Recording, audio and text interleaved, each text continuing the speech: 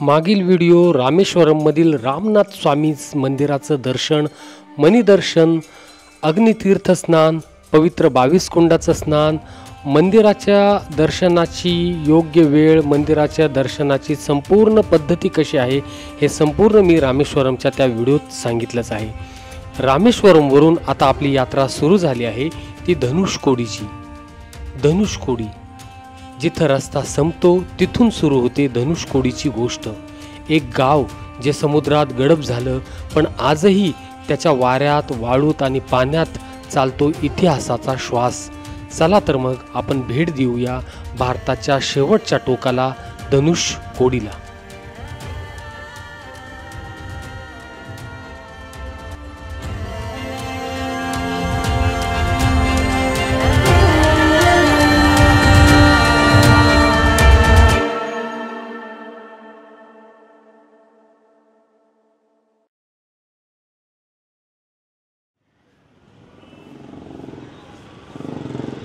तर आज आपण आलेलो आहे भारतातलं सगळ्यात महत्त्वाचं ज्योतिर्लिंग रामेश्वर ज्योतिर्लिंग. इथून धनुष्कोडीला जाण्याचं साधन काय ही संपूर्ण माहिती या व्हिडिओच्या माध्यमातून देण्याचा प्रयत्न करेल. नमस्कार मित्रांनो, माझं नाव जगदीश गायकवाड. आपण पाहत आहात माझं यूट्यूब चॅनल. मी करत आहे साऊथ इंडियाची संपूर्ण टूर आणि त्याच टूरमध्ये मी आलो आहे रामेश्वरम. आता धनुष्कोडी जायला आपल्याला वेस्ट टॉवरजवळ यावं लागेल आणि वेस्ट टॉवरच्याच शेजारी इकडं बस स्टँड आहे, त्या बस स्टँडकडे जावं लागेल. ऑटोवाल्यांना जर विचारलं तर ऑटोवाले जवळपास 500 ते 600 रुपये चार्ज करतील, जिथं बस आपल्याला फक्त 30 ते 40 रुपयामध्ये धनुष्कोडीपर्यंत घेऊन जाईल. तर मी देखील चाललो आहे आता धनुष्कोडीकडे आणि नाश्ता मस्त झालेला आहे. तर आता बसची वाट पाहत थांबलो होतो, परंतु बस काय आली नाही. मग शेवटी ऑटो केली आपण. इथून ऑटो ही 200 रुपयामध्ये जाते, परंतु आमची मेजॉरिटी होती तर त्याच्यामुळे त्यांनी थोडेफार कमी केले आणि चाललो आहे. आपले हे मध्य प्रदेशचे पण आपले भाऊ मला भेटले, हे पण आपले मित्र भेटले आणि आता चाललो आहे आपण धनुष्कोडी एक्सप्लोर करायला. यहाँ से कितना पड़ता है धनुष्कोडी का डिस्टेंस? 25 किलोमीटर. 25 किलोमीटर. आखिरी पॉइंट डायरेक्ट 25 किलोमीटरचं अंतर आहे. तर तुम्ही पण थोडं बार्गेनिंग करून जाऊ शकता बसची वाट पाहण्यापेक्षा. तर चाललोय, आपला प्रवास सुरू झालेला आहे.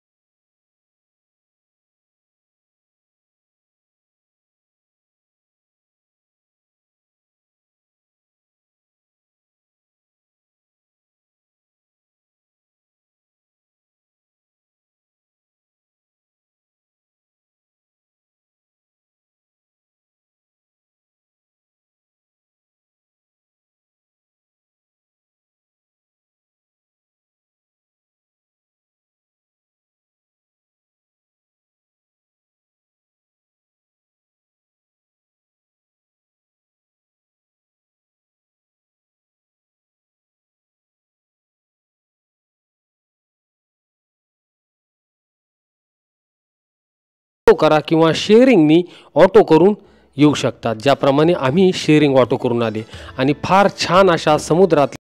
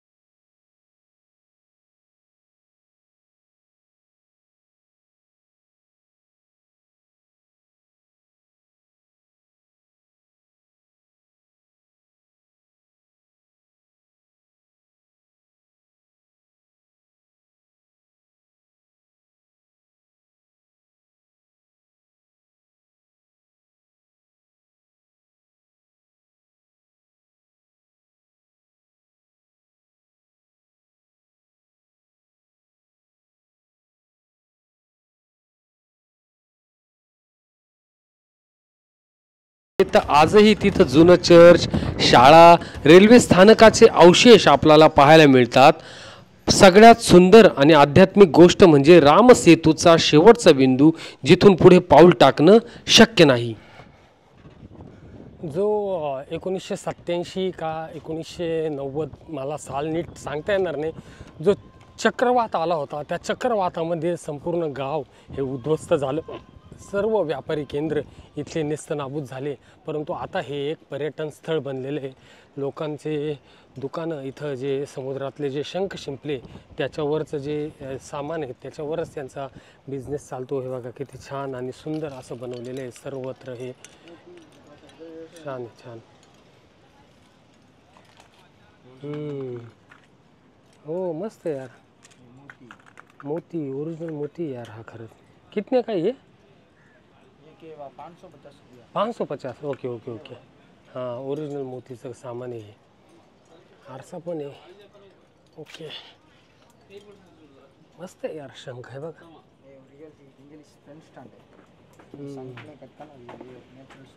हाँ, ये नेचुरल शंख है बघा. इसकी क्या प्राइस है भैया? 50. Okay okay. चप्पल बूट तर हॉटेलमध्येच सोडून आलो, परंतु ह्या वाळूत आहे ना चालायची मजाच काही वेगळी. पाय असे रुततात ना मध्ये, आणि खरोखर एकदम छान वाटतं.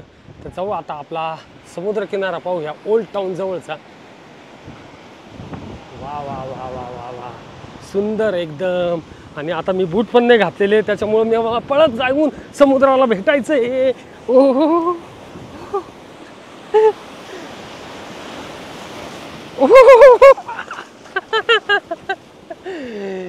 यस, समुद्राच्या लाटांशी खेळण्याची मजाच काय हो रे मित्रांनो. आणि एकदम छान आणि एकदम मस्त असा समुद्राच्या लाटा. या जेव्हा समुद्राची लाट आपल्याकडे येते ना, आपल्या पाय जेव्हा बोर याच्यात होताना, तर पाय अजून अजून खाली रुतत जातात. ती एक मजा काही समुद्राच्या पाण्यांबरोबर खेळण्याची काही ओरच आहे. धनुषकोडी ओल्ड टाउन थोडं पुढं 200-300 मीटर अंतरावर आपल्याला धनुषकोडीचं जुनं रेल्वे स्टेशन दिसून येतं. आणि तिकडं जात असताना इथं तुम्हाला fish fry, prawn fry, crab fry जर खायचे असतील तर हे बघा इथं रेडी आहे एकदम. फिश फ्राय पण एकदम मस्तपैकी तयार आहे इथं. हे जे समोर पाहतोय आपण, हेच इथलं रेल्वे स्टेशन आहे. इथं आहे ना भगवंताच्या पावलांचे चिन्ह देखील आहे इथं. आणि हा रेल्वे स्टेशनचा जुना ढाचा फक्त आता इथं शिल्लक राहिलेला आहे. जुना जो रेल्वे मार्ग होता रामेश्वरमपासून धनुषकोडी, धनुषकोडीपासून श्रीलंकेकडे जो व्यापार चालायचा, तो इथल्या ह्या रेल्वे स्टेशनतर्फे चालायचा.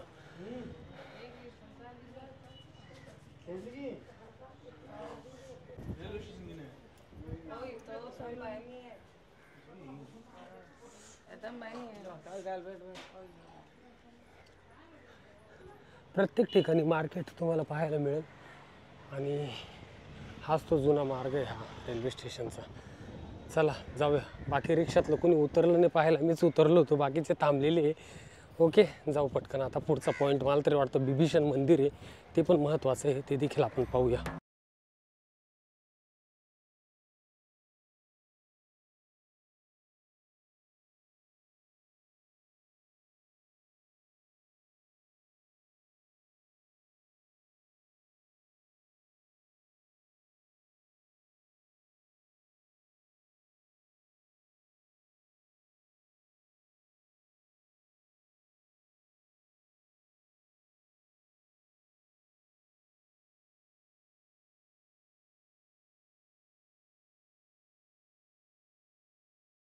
तर आपला आता हा शेवटचा पॉईंट धनुषकोडीमधला विभीषण मंदिर, यालाच कोदंड रामर टेम्पल असं देखील म्हणतात. This holy place where lord Ram conducted pattabhishekam of Vibhishan, brother of king Ravan after the battle against रावणा.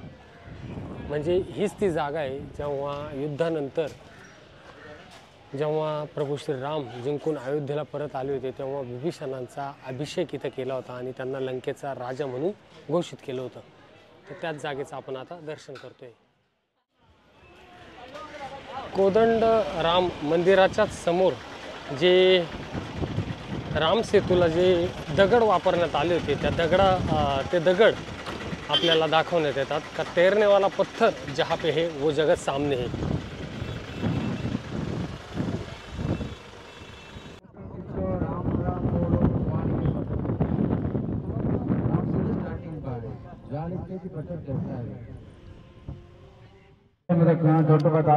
इथं येण्याचं 20 रुपये तिकीट आहे आणि ते 20 रुपये तिकिटामध्ये आपण आता तैरनेवाला पत्थर पाहायला आलेलो आहे।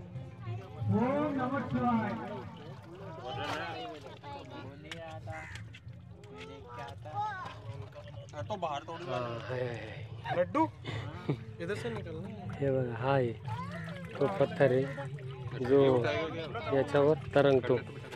अशा रीतीने हा मोठा दगड आहे एकदम ते आपण पाहतो इथं। आणि हे बघा ना हा दगड खरोखर जड आहे आणि एवढा जड दगड देखील पाण्यावर तरंगतोय। याच्यात खाली जेव्हा जातो ना हात आपला तेव्हा एवढा जातोय परंतु पाण्यावर हा दगड तरंगतोय। हा दगड सुद्धा बापरे बराच जड दगड आहे आणि तरी पण पाण्यावर तरंगतोय। अमेझिंग खरोखर राम सेतू हे खरंच आश्चर्य आहे आणि त्याचाच हा सेतू बनलेला आहे। It's great. आणि हा जो पॉइंट आहे ना हा कुठे आहे हा कोदंड राम मंदिर आपण पाहायला येतो ना कोदंड राम मंदिराच्या समोर हा कोदंड राम मंदिर म्हणजे असं ठिकाण जिथं बिभीषणाचा अभिषेक पट्टाभिषेक प्रभू श्रीरामांनी जेव्हा रावणाच्या युद्धावर विजय मिळून जेव्हा इथं आले होते तेव्हा इथं जो अभिषेक झालेला होता ती ही जागा कोदंड राम आणि इथंच आपण ह्या तरंगणारा दगड देखील बघतो।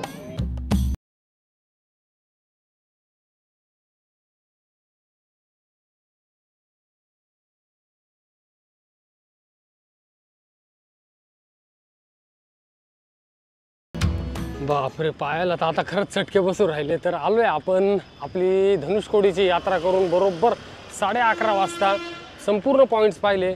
धनुष्कोडीची यात्रा